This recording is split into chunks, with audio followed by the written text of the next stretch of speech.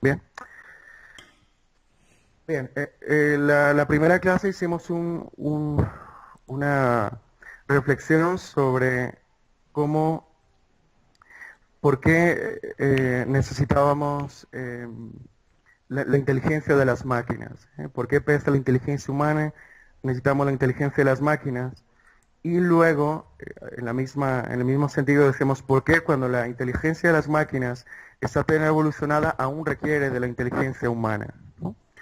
Entonces era esa dicotomía de la inteligencia natural, que es la del ser humano, y la inteligencia artificial de la máquina, ¿bien? Y dijimos que para acoplarnos, para dar instrucciones al... Creo que hay un micrófono encendido, sí, agradecería que lo apagasen. Creo que hay uno aún produciendo eco, o no sé si es necesario ese micrófono, porque esté grabando o lo que fuese.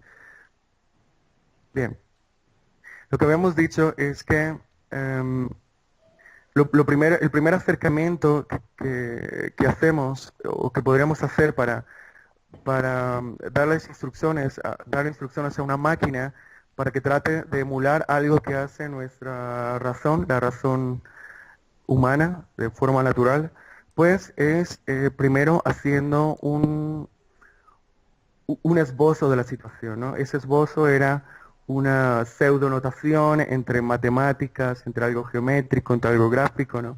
Algo que nos permita entender el problema. A partir de ello, hacíamos el formalismo matemático en un modelo, ¿bien? Y ese modelo lo podíamos llevar a notación de algorítmica, ¿no? Y este efecto algorítmico, pues es el que ya se refleja en estos algoritmos de Machine Learning, ¿no? No obstante, no olvidemos de dónde proviene todo eso. Así que la sesión de hoy vamos a hablar específicamente de Machine Learning, ya sin esa ambientación que les acabo de decir. Entonces, en general, bueno, el Machine Learning, bueno, se puede traducir como aprendizaje automático, también se puede traducir como aprendizaje de máquina, ¿eh? Y es como a partir de, de información conocida puede generalizar la máquina para aplicarlo sobre información desconocida, ¿eh?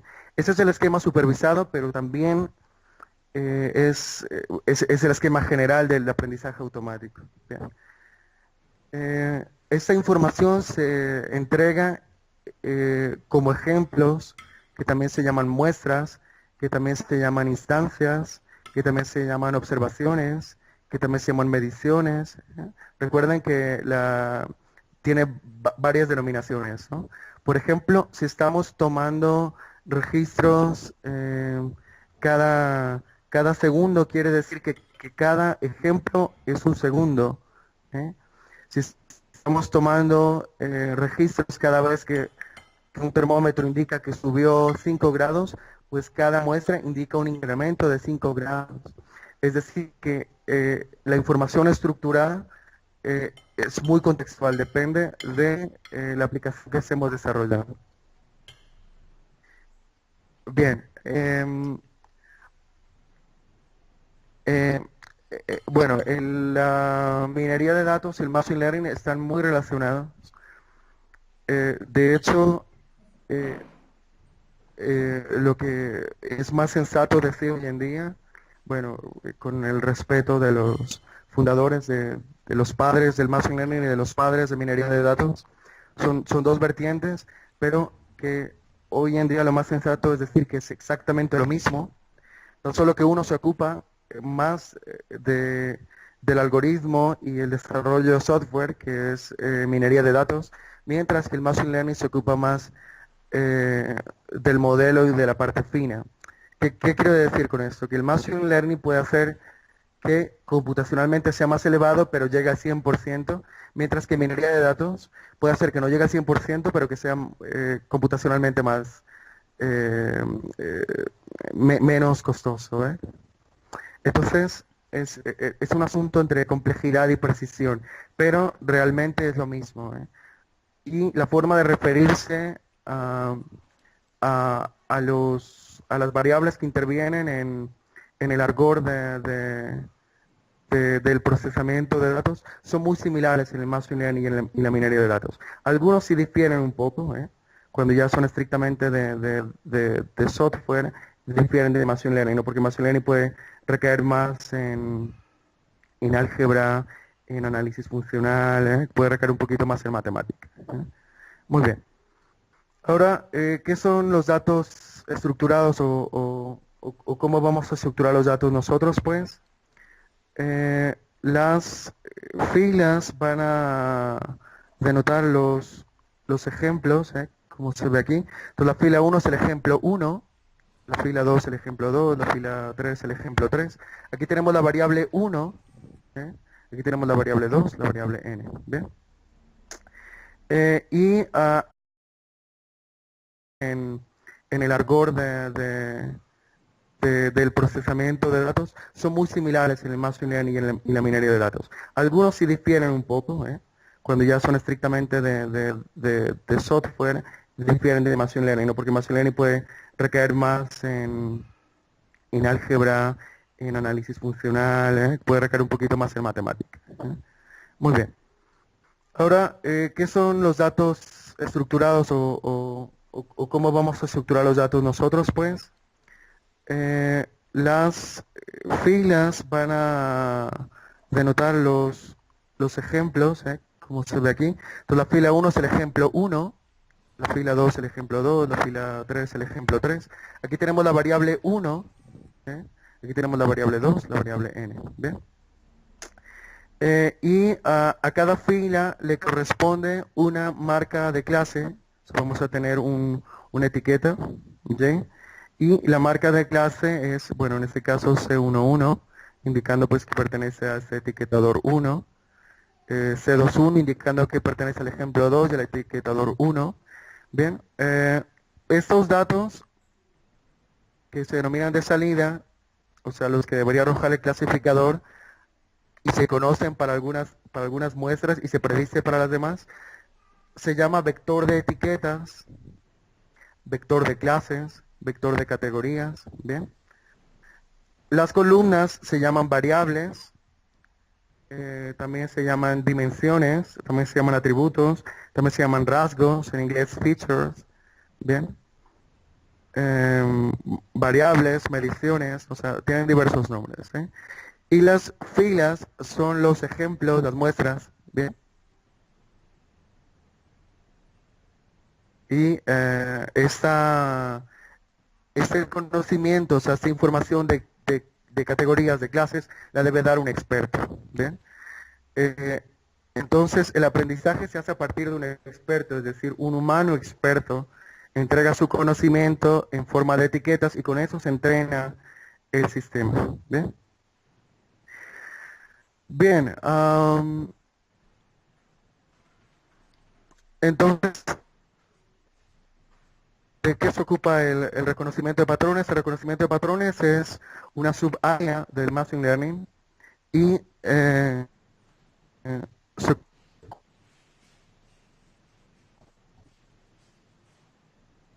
de patrones o el reconocimiento de objetos similares en un conjunto de datos.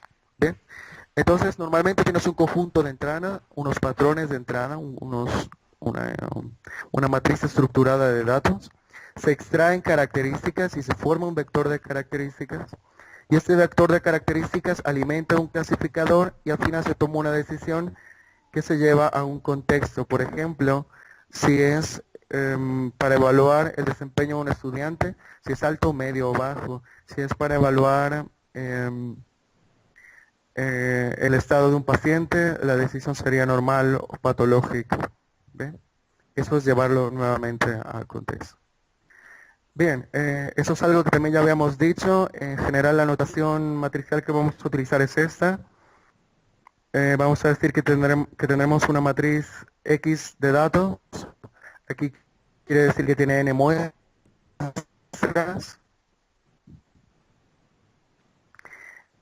y que cada una de atributos y quiere decir que tiene n muestras. Bien. Los vectores se denotan así. Esta es la fila iésima, pero algebraicamente tiene que ser una columna para poderla operar, por tanto se escribe transpuesto al final. Y x11 es para indicar que estamos hablando de la muestra 1, su variable 1. Aquí estamos hablando de la muestra n, su variable 1. Aquí estamos hablando en general de la muestra enésima y de la variable p de esa enésima muestra. Bien, las matrices se van a denotar en mayúscula y en negrita, los vectores en minúscula y en negrita. Si x es minúscula quiere decir que pertenece a x mayúscula, y este es un escalar, por tanto va sin negrita. Ese ya es un número real en nuestro caso. No hablaremos de información compleja. Todos los datos serán reales para ejercicios prácticos. Diremos que pertenece a los reales de n por p y que el vector fila pertenece a los reales de dimensión p. Muy bien. Específicamente, en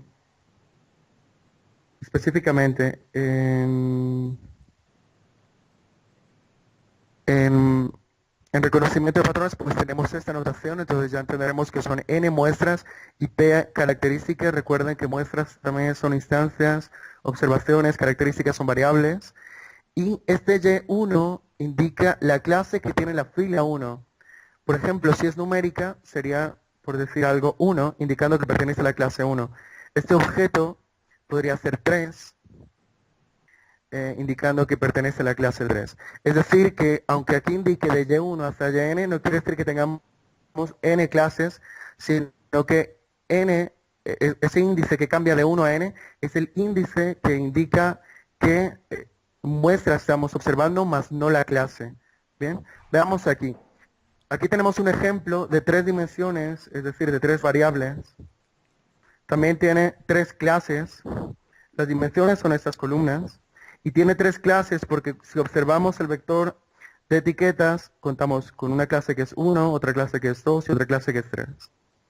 Por tanto, ese vector tiene 6 posiciones porque tiene 6 muestras, pero equivalen realmente a 3 clases. Y como es un problema balanceado, es decir, o equilibrado, es decir, que tiene que todas las clases tienen la misma cantidad de muestras.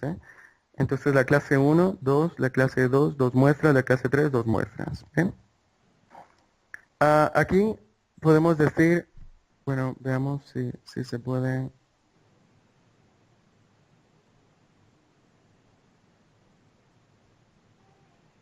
Si se puede hacer un pequeño zoom aquí. Aquí podemos ver que la clase verde es compacta, la clase en magenta es compacta, pero esta clase en rojo pareciera ser dispersa, al menos con estos dos ejemplos. Ese puntito que vemos aquí en rojo quiere decir que está denotando la clase 1 y que es esta primera muestra que está aquí, 10, 20, 02.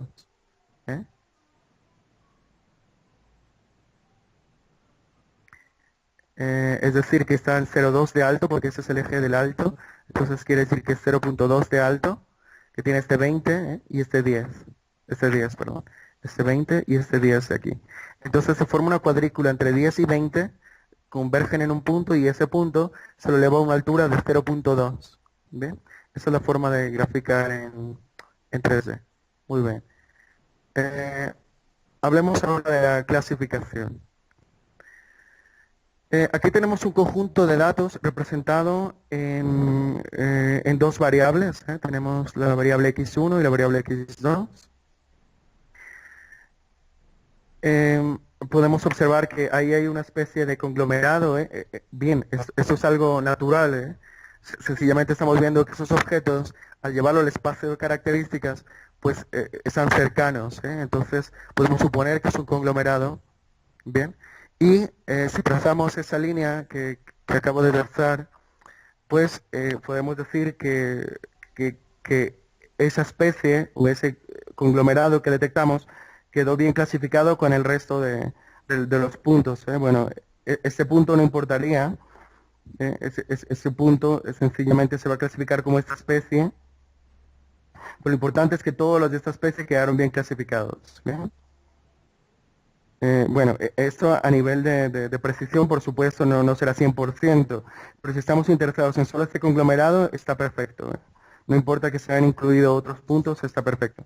Lo importante es que este conglomerado se detecte bien.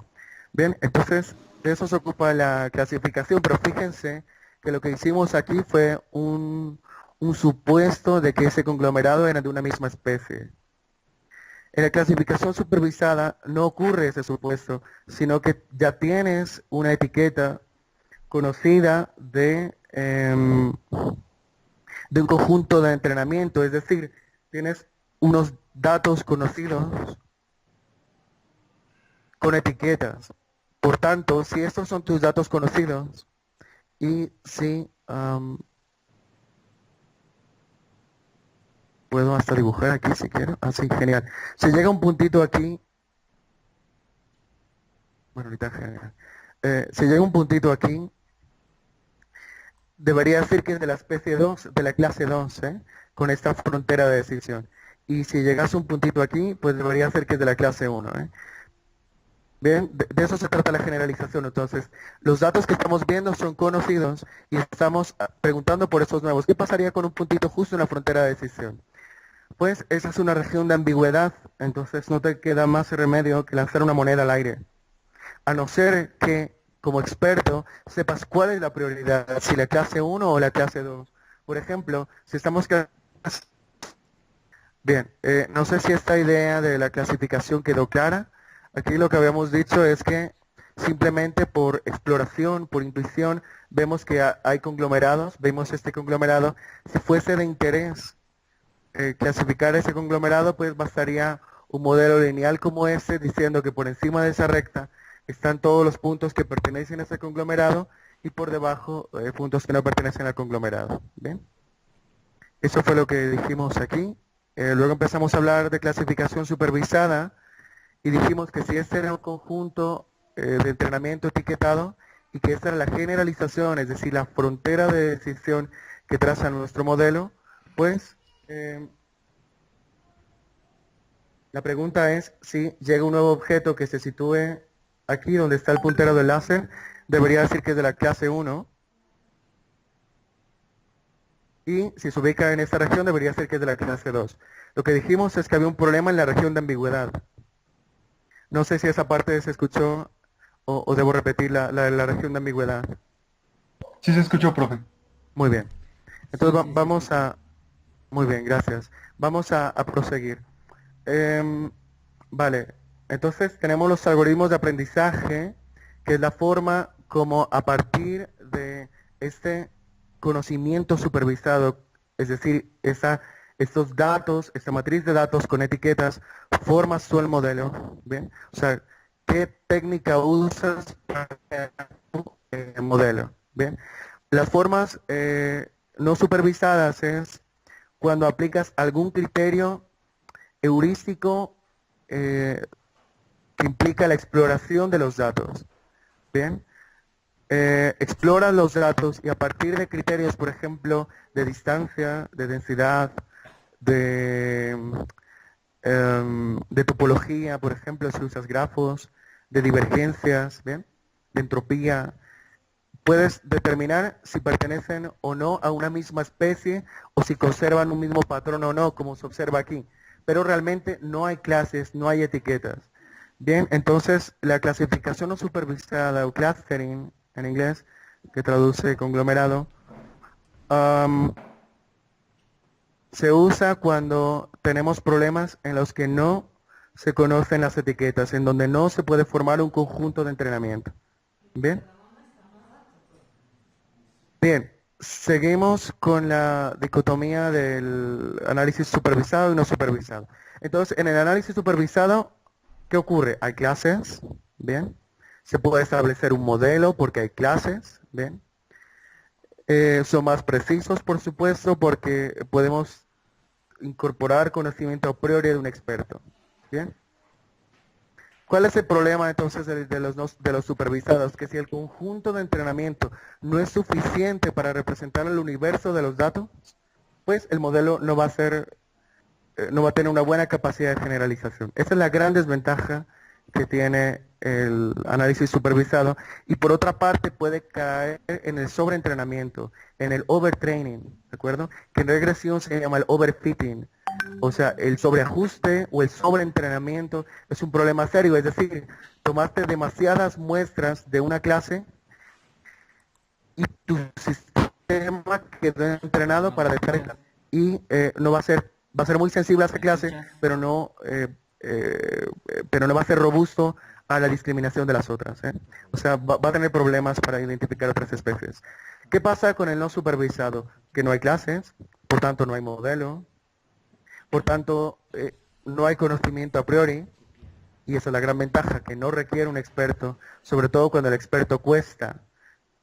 Cuesta en dos sentidos, cuesta monetariamente, es decir, si debemos pagarle a un especialista, si debemos pagarle a un catador de vino, a un catador de café, si debemos pagarle a un pedagogo para que evalúe estudiantes. Ese es el ahorro monetario, pero también está el ahorro computacional porque te evita construir el modelo, hace la exploración directa y te forma los conglomerados. No obstante, si llegase un nuevo objeto aquí, y aquí está la generalización, vamos a trazar algo aquí, a ver.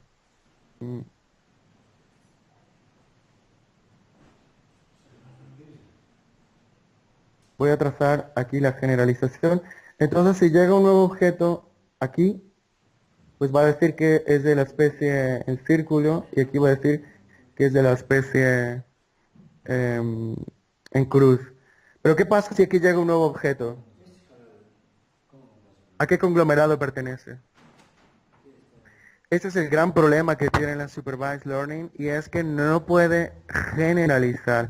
La única solución que tiene aquí es volver a hacer reclustering, es decir, que vuelva a trazar los grupos, y eso implica que vuelva a correr todo el algoritmo nuevamente. Esa es la gran desventaja que tiene la Supervised Learning. ¿Ven? No obstante, existen model-based approaches para aprendizaje no supervisado. De hecho, esto fue lo que dediqué mi tesis doctoral. ¿Ven? Eso también podrán observarlo luego. O sea, sí existen modelos de clustering.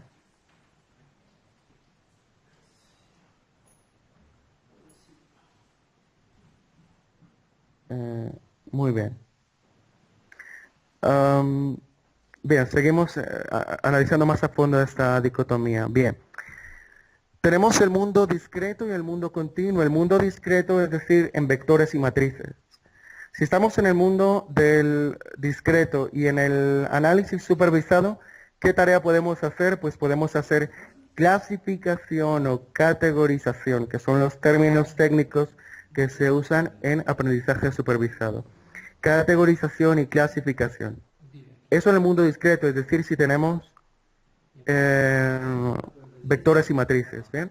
Ahora, en el mundo continuo, es decir, si tenemos una serie de tiempo, ¿qué podemos hacer? Una regresión, es decir, podemos trazar un modelo para una nube de puntos, es decir, qué curva se ajusta mejor a esa nube de puntos para predecir el comportamiento de un punto siguiente. Por ejemplo, para predecir el comportamiento de una variable en la bolsa. Bien, ahora, en el mundo discreto, pero del otro lado de la moneda del unsupervised learning, tenemos el clustering, que es clasificación no supervisada, o estrictamente dicho, agrupamiento no supervisado. Se hacen grupos, se forman conglomerados de forma no supervisada, por tanto te permite hacer grupos y te permite jerarquizar usando el método que la clasificación supervisada, tú tienes un número conocido de clases, el modelo se hace a partir de un conjunto de entrenamiento, puedo decir, tienes un conocimiento a priori, tienes un conjunto de datos etiquetados para que los nuevos datos que vienen sin etiqueta los puedas etiquetar. Esa es la generalización.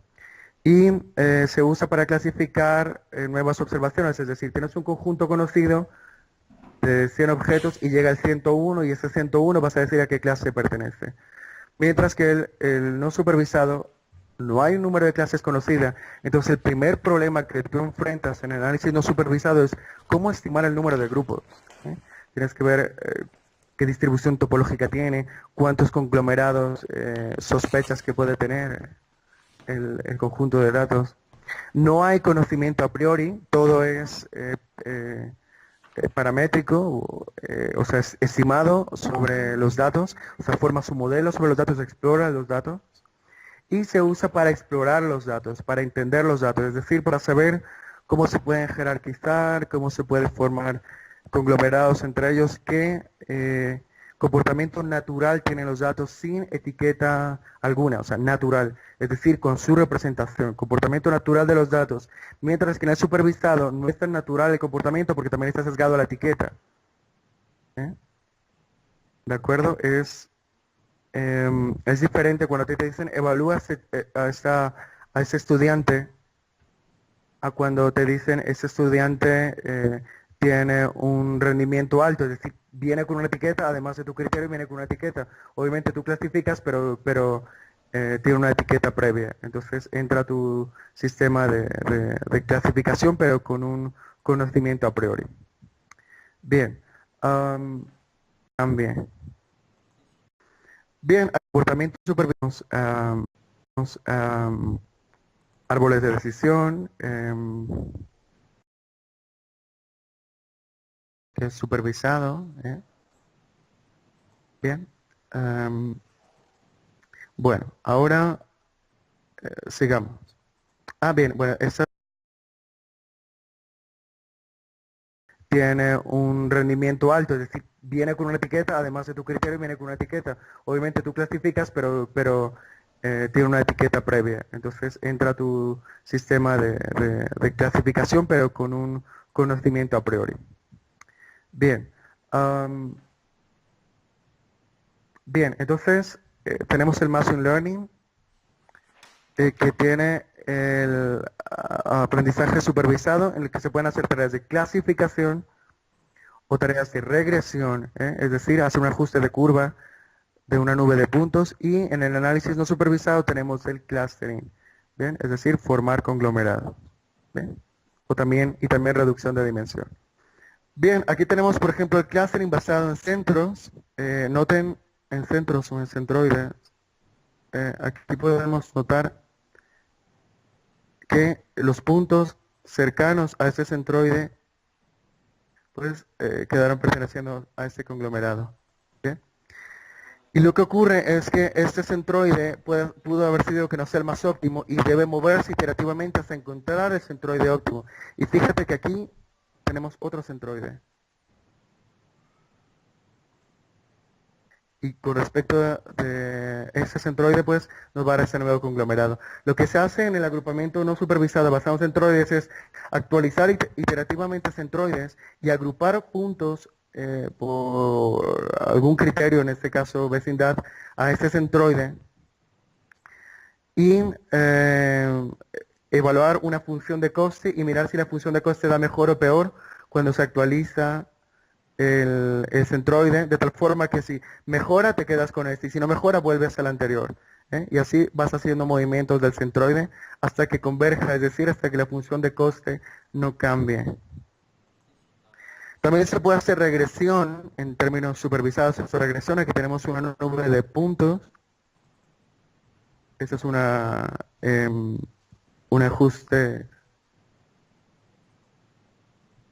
de curva. Bueno, esta es una regresión, pero esta regresión puede ser también una frontera de decisión, ¿de acuerdo? O sea, que puede ser que estemos siguiendo la nube de puntos para predecir cómo se va a comportar el siguiente punto, es decir, cómo se va a comportar un punto aquí, ¿de acuerdo?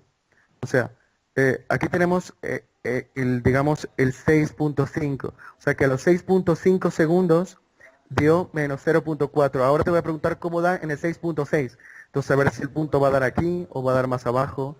O sea, puedes predecir el siguiente punto en azul después de 6.5, es decir, después de este vértice de aquí. Puedes predecir qué va a pasar en el pop, qué va a pasar en el futuro, o sea, de aquí en adelante. ¿Ve? Entonces, y con base en esta información previa puedes determinar cómo se va a comportar una variable. Bien, vamos a hablar ahora de la clasificación supervisada biclase. Este es nuestro conjunto de entrenamiento y ahora vamos a generalizar. En este caso basta con generalizar con un modelo lineal. Bien, aquí tenemos que la frontera de decisión es lineal, por eso se llama clasificador lineal. Bien, esto es biclase, entonces cuando llega un nuevo objeto y se sitúa aquí, pues va a decir que pertenece a la clase azul y cuando llegue aquí a la clase magenta. Bien,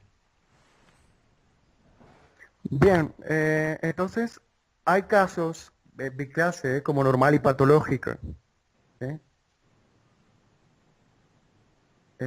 Vivo o muerto, ¿eh? Aunque bueno, algunos individuos se mantienen como en un gris, ¿no? O sea, como que ni viven ni mueren, pero estrictamente hablando, diremos que existen categorías exclusivas, ¿eh? O sea, como normal y patológico, bien. Entonces, podemos optar por un clasificador binario o biclase, bien. De otro modo, cuando se tienen más clases, pues se requieren más fronteras de decisión. ¿Ve? Entonces, esta frontera de decisión ya va a estar condicionada, va a decir que es de la clase, en este caso, la clase 4, y que no es de la clase 4, ¿eh? ¿De acuerdo? Entonces va a estar condicionada con otras fronteras de decisión. Bueno, aquí tenemos, recuerden que este es el aprendizaje supervisado porque estamos trazando fronteras de decisión. Este es el no supervisado, donde formamos conglomerados y no hay marca de clase. ¿Cómo creen que se llama este de aquí? Pues este es el semi-supervisado, porque si se fijan tenemos puntitos en negro, todos en negro, es decir, que no sabemos a qué clase pertenecen, pero tenemos un conocimiento a priori que no equivale al supervisado porque es menor, o sea, si tú quieres predecir bien, por decir algo, 20 puntos, 20 objetos, debes tener 100 y que esos 100 representen suficientemente las clases. Por ejemplo, que los 20 que los nuevos 20 pertenezcan a dos clases, solo a dos clases, y que de esas dos clases tú tengas 50 y 50 en el entrenamiento. O sea, que sea suficiente. Cuando es semi-supervisado, quiere decir que tú tienes un conocimiento a priori, tienes unos escasos data points con etiquetas. ¿De acuerdo? O sea, no se puede considerar estrictamente supervisado porque no es suficiente el conjunto de entrenamiento, pero sí conoces algunos para poderlo hacer, para mejorar el análisis no supervisado con algunos conocidos. ¿De acuerdo? O sea, no te da información suficiente, pero te da unas pequeñas claves. ¿Eh? Es como cuando el profesor no te dice exactamente cómo resolver el ejercicio, sino que te da unas pequeñas pautas. ¿Sí? Es lo mismo, es solo un prior knowledge que se introduce en el conjunto de datos. Bien, a mí me gusta esta imagen y tiene mucho que ver con lo que hacen muchos de ustedes. Pues la primera etapa del reconocimiento de patrones tiene que ser la recolección de los datos, que puede ser que tú busques bases de datos adecuadas, que puede ser que tú uses una red de sensores para adquirir los datos, que puede ser que tú simules los datos, que puede ser que tú apliques instrumentos, encuestas para capturar los datos, entonces es un sistema de información para capturarlos. ¿Bien? Luego, pues esos datos se estructuran y se escogen características y se forman los modelos. Luego entrenas el clasificador y evalúas el clasificador con medidas de desempeño. Si esas medidas de desempeño no son las adecuadas, pues se hace esto que está aquí, que es un feedback. Bien, hacemos un feedback, que el feedback puede ser que vuelva al training, que vuelva al entrenamiento, o que vuelva a la caracterización, o que vuelva a la recolección, es decir, la culpa puede ser de los datos. Si los datos no son adecuados, si estos datos no son buenos, pues el resto de las etapas no va a funcionar bien.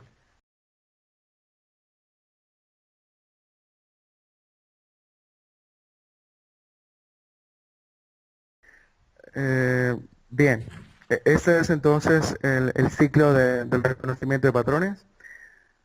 Aquí vamos a verlo un poco mejor. Entonces, aquí tenemos objetos con clases, clase rojo y clase azul. Censamos esos objetos y sabemos qué clase tienen. Calculamos su área, es decir, esa superficie interior, y el perímetro, es decir, esta longitud, este borde en longitud, y dibujamos aquí su perímetro y su área. Y todos estos objetos los representamos aquí con su etiqueta correspondiente. Realmente estamos viendo tres dimensiones porque vemos área, perímetro y etiqueta, solo que la tercera dimensión, que es la etiqueta, es una dimensión que se representa en color, como se ve aquí. También se puede representar en forma.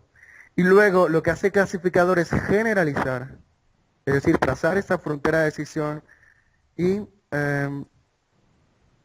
y tomar la decisión para un punto que aparezca aquí o aquí. Por ejemplo, este punto que apareció aquí va a decir que es de la especie A, de acuerdo con esta generalización. ¿Sí? Y este es un objeto nuevo, desconocido, ese no tiene clase, pero cuando se ingresa al modelo, pues quedará evaluado por encima de esta recta, es decir, dará mayor que 0. Y por dar mayor que 0 quiere decir que es de la clase A. Si da menor que 0, de la clase B. Y si da justo aquí, va a dar exactamente 0. ¿Bien? ¿Qué patrón notamos aquí? Que los objetos de la especie A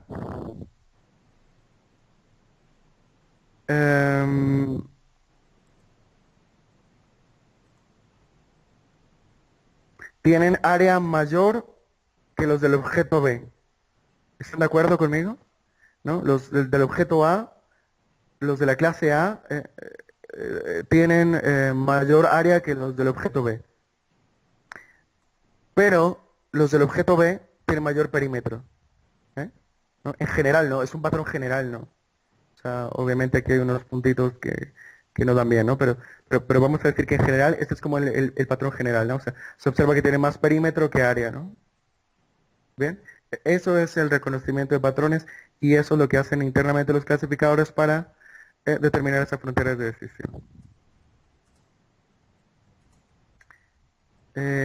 Bien, entonces, ¿qué quería decir con esto? Que no solo tenemos la etapa de clasificación, sino que también tenemos la etapa de representación de los datos. Nosotros censamos los objetos y tomamos las mediciones, pero puede hacer que esos datos en bruto, esos raw data, no sean directamente, tengan directamente alto potencial discriminativo para poder clasificar entre una clase y otra. Por tanto, podemos hacer selección de características. Fíjense aquí tenemos P características y escogimos de estas P, estas dos, la segunda y esta antepenúltima, ¿bien? Eso se llama selección de características, es decir, del conjunto inicial de características escogemos algunas. ¿Bien? ¿Qué criterios existen? Pues veamos esta, ¿eh? Esta puede ser que es una característica irrelevante porque se sale de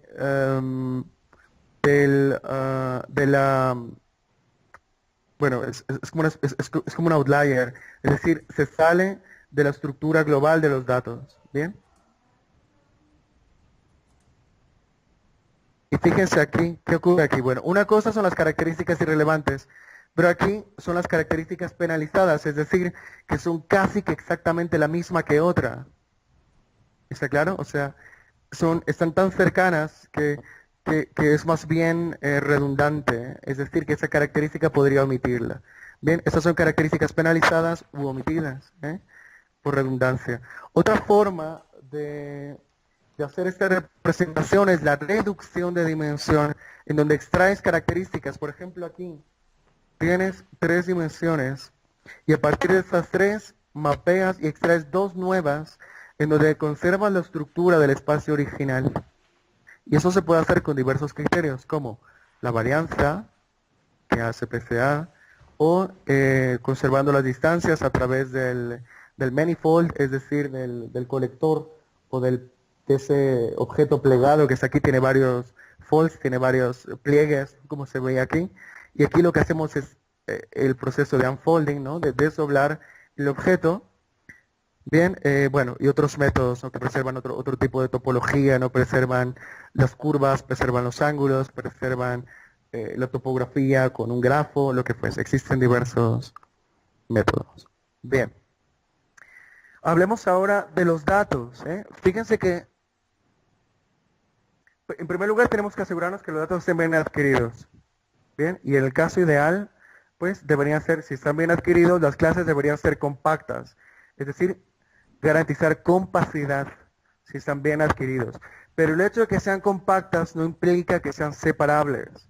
¿Por qué? Porque hay objetos que se pueden parecer mucho. Pero si tú caracterizas bien los objetos tienen que ser compactos. No obstante, hay casos tan complejos que tus datos son como son y no puedes hacer nada con ellos. Es decir, no puedes volver a hacer el proceso de adquisición y obtienes algo como esto, en donde tienes una clase empotrada en otra, ¿eh?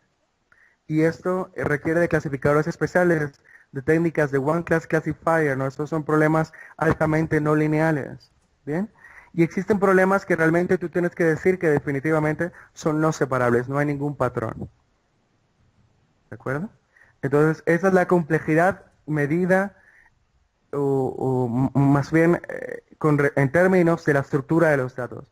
Porque la complejidad también es la complejidad computacional, es decir, cuántas iteraciones tarda tu algoritmo. Aquí estamos hablando de estructura compleja de los datos, o sea, cuando los datos son complejos y cuando son sencillos. Es decir, cuando son fácilmente separables y cuando son difícilmente separables o no linealmente separables. Cuando son linealmente separables basta una línea o un hiperplano lineal para separarlos. Bien, ahora sí vamos a hablar de las tareas que hemos dejado. La primera tarea pues es implementar el k-means, es decir, hacer esta secuencia de actualización de centroides, ¿bien? Que tenga un criterio de parada, como el que ven aquí, como aquí, este es un criterio, el proceso termina si es menor que un delta, o que llegue a un número máximo de iteraciones, ¿no? Eso fue lo que dijimos, que tenga un criterio de parada o que llegue a un número máximo de iteraciones. Entonces la primera tareilla es implementar el k-means, ¿no? O sea, personalizarlo, que ustedes mismos lo entiendan. Para un número de centroides cualquiera, o sea que el usuario pueda escoger el número de centroides, con inicialización aleatoria fue lo que dijimos, y con criterios de convergencia y que se pueda establecer un número máximo de iteraciones. Bien. La segunda tarea que dijimos fue la segmentación de imágenes y el reto es hacer que identifique bien las llantas del coche, ¿eh? Porque dijimos que por qué está ocurriendo esto, ¿no? Que por qué si la llanta está aquí, está diciendo que pertenece a este objeto de aquí. ¿No? La idea es que pueda disgregar de esta parte del fondo. De esta parte de aquí es más difícil disgregar la llanta, ¿eh? Porque hay conectividad, pero con esta no hay conectividad. ¿Bien? Esa era la segunda tarea. La tercera tarea que les voy a dejar es que en lugar de usar un experto, usen varios expertos. Es decir, no entrenen su clasificador con un vector de etiquetas, sino con varios vectores de etiquetas y escojan la mejor mezcla de etiquetadores para sacar un buen clasificador. Ese es un reto bastante bueno. Por lo menos usen 3 etiquetadores, o bueno, por lo menos 2.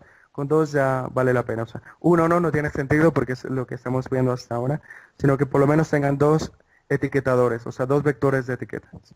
Esto se usa mucho en diagnóstico clínico, es decir, varios especialistas evaluando un paciente. En evaluación académica, varios psicopedagogos o profesores, un colectivo de profesores evaluando un estudiante. En entornos web, cuando varios hacen eso es de learning from crowd, cuando varias personas entran a un sistema de información y dan su criterio. En clasificación de alimentos también, por ejemplo, catación de café, catación de vino, o sea que se requieren varios criterios. Y el último reto es hacer mezcla de clasificadores, que esto es algo que va bastante bien. Por ejemplo, tú usas KNN y te da 0.8, usas SVM y te da 0.9. Pues ocurre que entrenas con KNN y clasificas con SVM y te da 0.95, es decir, si haces una mezcla adecuada de los clasificadores, puedes obtener una mejor clasificación como se hace aquí. Esta es una media ponderada, por ejemplo, es una forma de clasificar, ¿no? De weighted mean, es uno de los métodos, existen muchos. Así que son libres de usar el método que quieran, pueden usar la media, pueden usar el producto, pueden escoger la moda, la mediana, vale, el método que quieran para mezclar clasificadores, ¿bien? Y esa es la última tareilla. Ahora vamos a pasar a PR Tools. Espero haberles dado tiempo suficiente para que hayan instalado MATLAB, que hayan descargado PereTools. Espero que todos puedan seguirme. La idea es que al final me envíen la imagen de un clasificador funcionando. O sea que no con el sentido de que, vale, que eso es realmente una evaluación, sino que asegurarme que les esté funcionando el PereTools. Bien, vamos a comenzar. No sé si requieren hacer una pequeña pausa o seguimos ya.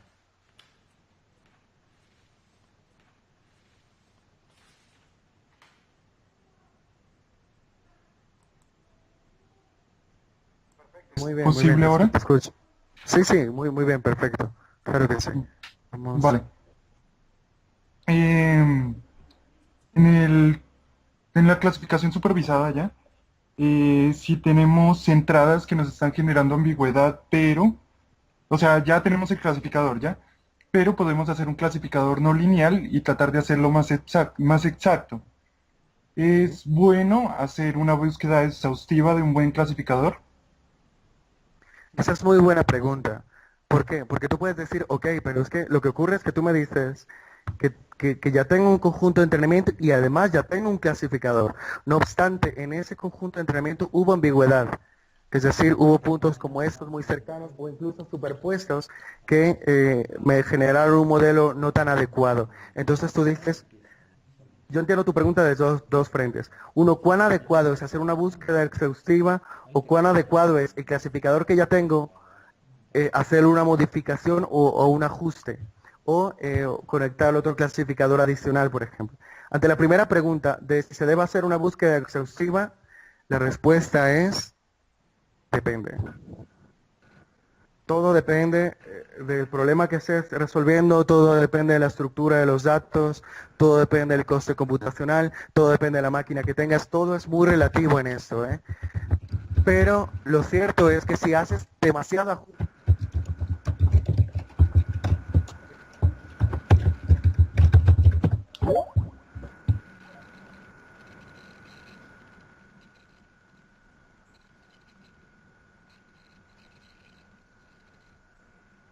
Profe, no le estoy escuchando lo último que está diciendo, qué pena. Se fue el audio, profe. Jorge, creo que no me escucha. A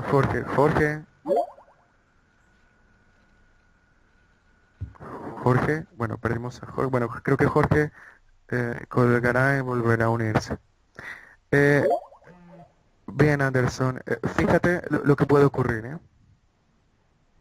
Tú dices, esta línea está tan mal porque estos puntos quedaron mal. Tú dices, bueno, si para ese conjunto de entrenamiento pude haber hecho algo mejor o en apariencia mejor. Voy a tratar de hacerlo. Eh, yo, yo reprobé esto en la escuelita y bueno, con este eh, Parkinson anticipado, vale, vamos a... que tienen los puntos. Vale. Sí, claro. Ocurre que van a llegar puntitos azules, ¿vale? Mira el comportamiento que tienen los puntos azules, ¿vale? Fíjate que están como un poquito densos por aquí, ¿te das cuenta? Así que va a llegar un nuevo punto azul aquí. ¿Queda bien clasificado? Sí, ¿verdad? Va a llegar Sí, un nuevo profe. punto azul aquí. Queda bien clasificado. Pero fíjate que se ven un poco densos por aquí. Y por aquí hay bastante puntos azules. O sea que aquí me puede llegar uno, ¿eh? Y ese va a quedar mal clasificado. Y puede llegar otro azul aquí. Y puede llegar otro... fíjate que aquí hay varios azules, o sea que puede llegar un punto azul aquí que estaría bien, pero puede llegar un punto azul aquí y estaría mal. Puede llegar otro punto azul aquí y estaría mal. Puede llegar otro punto azul aquí, que si hubiésemos dejado la recta habría sido mejor. ¿Te das cuenta? Es decir, la recta se habría equivocado en estos inicialmente de entrenamiento, pero habría clasificado mejor los nuevos. El problema es que tú no sabes cómo son los datos nuevos. Entonces, si tú lo ajustas a lo que conoces, va a servir solo para lo que conoces. Eso se llama overtraining. Y el overtraining hay que evitarlo. Ese es el sobreajuste. O sea, hay un momento en donde eh, no debe ser tan exhaustivo en la sintonización de parámetros del clasificador, porque puedes caer en sobreajuste de tal forma que te da perfecto para tu conjunto de entrenamiento, pero te va a resultados muy bajos para los nuevos, porque no puedes generalizar. Es como si yo te dijese, eh, eh, x más y al cuadrado igual a x cuadrado más 2xy más y al cuadrado. Y luego te pongo en el examen, x más y al cuadrado, y tú lo pones perfecto, ¿eh? X cuadrado más 2xy más y al cuadrado. Y te digo, perfecto, vale. Y ocurre que te vas a otro lugar y te dicen a más b al cuadrado, te dices, no tengo ni idea. No pudiste generalizar, ¿eh? Porque quedaste tan ajustado a las variables x y y que no pudiste generalizar para variables a y b, ¿de acuerdo? Pese a que se están tratando el mismo objeto, o sea, el mismo binomio al cuadrado, o sea, es el mismo ejemplo, pero tu entrenamiento no dio para generalizarlo. Debí entrenarte con varias variables para que tú puedas generalizarlo. ¿De acuerdo? O sea, que no sea tan riguroso a lo que conoces, sino que sea más amplio. ¿De acuerdo? O sea que la respuesta es, técnicamente, depende.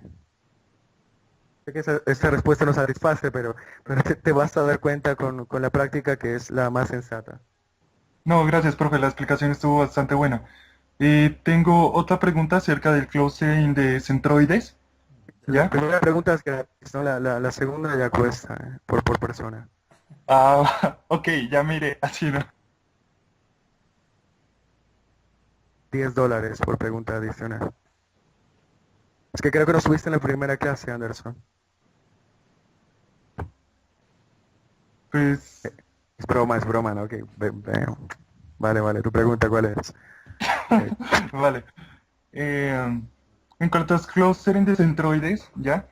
La cuestión es que nosotros tenemos definida la región de cada clasificación de acuerdo a las muestras a las muestras que hemos ido analizando, ¿vale?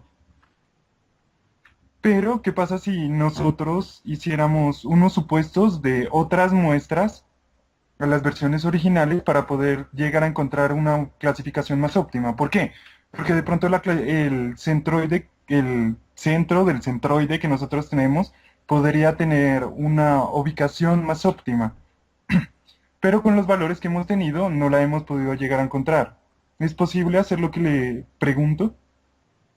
Sería algo así como el algoritmo de hormigas, bueno, como algoritmos bien inspirados, por decirlo así. Sí, sí. Otra vez, es muy buena pregunta. Por ejemplo, tú tienes un conjunto de puntos, como aquí. Entonces tú puedes decir, mi centroide es esta cruz, exactamente esta cruz, ¿de acuerdo? Exactamente esa cruz. Entonces, de acuerdo con esa cruz, tú formas tu grupo, ¿de acuerdo? Pero lo que tú dices es que, ¿qué tal que no tomes ninguna cruz como centroide, sino que un punto aleatorio, por ejemplo aquí? Y con este te quedaba un grupo mejor, ¿te das cuenta? O sea, mejor que esta cruz, que era una cruz existente. O sea, puedes tomar un punto que no exista en el espacio de características, pero que geométricamente esté mejor ubicado. La respuesta es sí. Por ejemplo, mira este puntito rojo. Este puntito rojo que está aquí es un centroide aleatorio y su grupo es este. Aquí estoy tratando de dibujar el conglomerado. Aquí tenemos otro centroide y su conglomerado es este. ¿Bien? Luego tú tienes un nuevo centroide aquí, fíjate, este centroide no pertenecía al espacio de características inicial. Este simplemente quedó ubicado ahí porque geométricamente queda mejor ubicado para hacer la ubicación. Mira este centroide, este tampoco existía pero quedó mejor ubicado y este otro igual mejor ubicado. O sea que sí, los centroides pueden estar ubicados geométricamente donde más convenga y no necesariamente hacer parte del espacio de características. Y sí, se puede hacer criterios de inicialización. ¿Qué quiere decir? Que uses un algoritmo adicional para definir el centroide inicial. Existen muchos criterios. De hecho, de los algoritmos basados en colonización de hormigas es uno de los métodos. O sea, exactamente se puede hacer. O sea, está Diego, muy bien tu pregunta. ¿Sí? una consulta respondiendo también. ¿Crees que sería, en vez de utilizar el clúster, utilizar las redes neuronales para que aprendan con los nuevos datos entrantes? Y de esa manera el centroide se va moviendo en relación a las nuevas instancias. Vale, esa también es muy buena pregunta, ¿no? O sea, en primer lugar, bueno, la tarea que dice ahí es camedias, o sea, no nos vamos a salir de camedias. Pero hablando en general, eh, eso es una especie de híbrido, ¿eh? Porque lo que tú estás haciendo es, haces que un algoritmo supervisado, o es una red neuronal no supervisada de la que me estás hablando, o sea, con autoaprendizaje, o es supervisada la red neuronal. Bueno, dependiendo del ejercicio, pero en este caso podría ser no supervisado, porque le das las neuronas para que aprendan. Ya. Ok, no obstante, las neuronas requieren un conocimiento a priori. Entonces, yo lo que recomiendo para un enfoque híbrido como el que tú sugieres es, primero da unos centroides aleatorios y forma unos grupos, y estos grupos les das etiquetas, y esas etiquetas entrenan a la neurona, y la neurona la actualizas, y a la siguiente iteración te va a dar unos nuevos centroides, y así vas a poder ver el flujo de centroide. Lo que quiere decir es que tú vas a tomar algo no supervisado, formas grupos, a esos grupos les asignas clases o etiquetas y con eso alimentas un algoritmo supervisado como una red neuronal y puedes ver el seguimiento del centroide. Eso es posible. Son algoritmos híbridos.